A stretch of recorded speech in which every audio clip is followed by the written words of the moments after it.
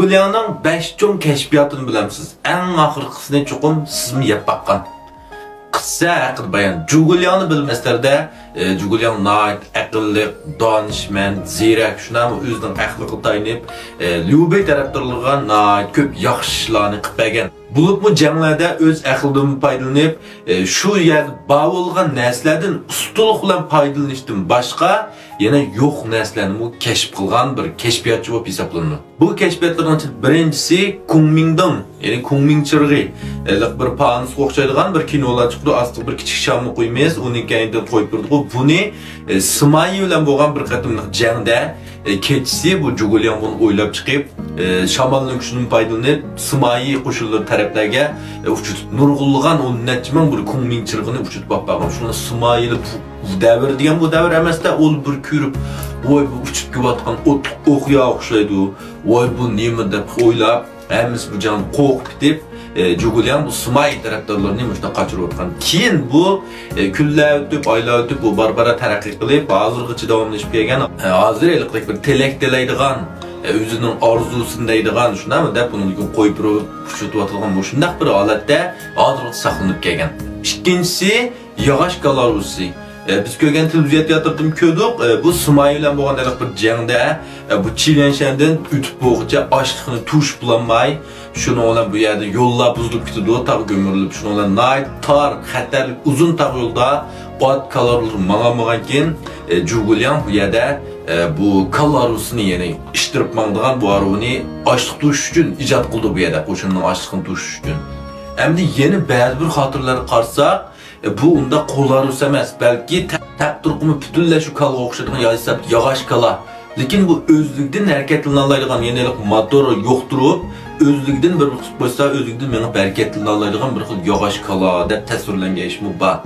Üçüncüsü çatma okuyanı keşif kılgan. Yani okuya dese bizning kalımız kıldığını kirişin tatımında atıdığan bir pay okudum mağdığan onlar okuyala.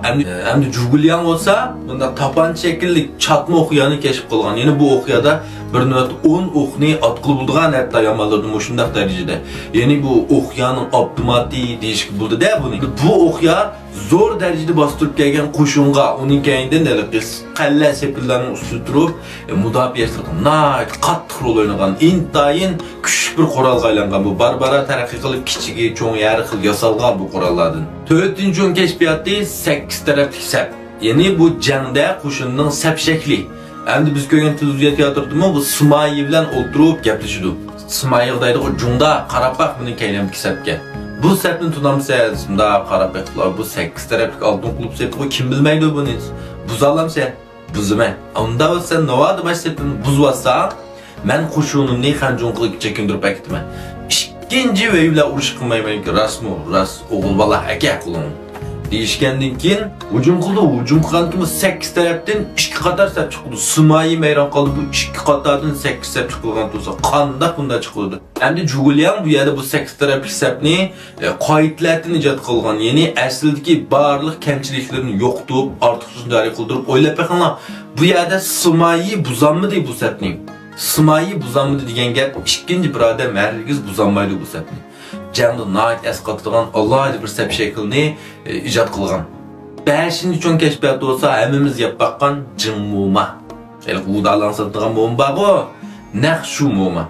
Hem de bu yerda bu mu'minmi Julian şu vaqt qo'shinning yeni şu açlıq işlerini bir taraf qo'yish, qo'shindagilarning lashkarlarning qo'sqini to'yg'izish uchun ijod qilgan. Yani bu mu'mini azroq o'n echit qullar bilan sunnarlashtirib ko'ptirib qo'shinlarga taqib bas birinchidan qo'saq ishtik duydu. Shunami bizim ikkital mu'min ise haqiqat bulunuz. Ikkinchidan tug'ishga nait qulaylik, epshirishga nait aplik.